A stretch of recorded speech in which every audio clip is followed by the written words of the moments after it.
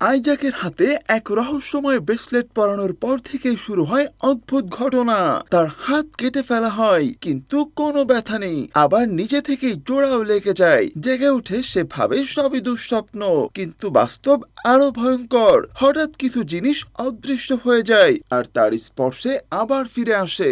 একজন computer engineer হিসাবে Isaac মহাকাশে সিগন্যাল পাঠিয়েছিল, আর সেখান থেকে আসে রহস্যময় উত্তর। এরপর একদিন সে চোখের সামনে ইউএফও দেখে এবং এলিয়েনের মুখোমুখি হয়, কিন্তু কেউ তার কথা বিশ্বাস করে না। সত্য খুঁজতে গিয়ে সে সারা ও কার্ল নামের আরো দুই ভুক্তভোগীর সঙ্গে যুক্ত হয়। তারা জানতে পারে 5 দিনের মধ্যে এলিয়েনরা পৃথিবীতে আসছে। অন্যদিকে এক গোপন সংস্থা তাদের পিছু নেয়। ধীরে ধীরে আইজ্যাক বুঝতে পারে তার ভেতরে জন্ম নিয়েছে অদ্ভুত শক্তি, যা হয়তো পুরো মানবজাতির ভবিষ্যৎ বদলে দিতে পারে। শেষে প্রশ্ন থেকেই যায়, এলিয়েনরা কি সত্যি বন্ধু, নাকি এর পেছনে লুকিয়ে আছে আরো ভয়ঙ্কর কিছু।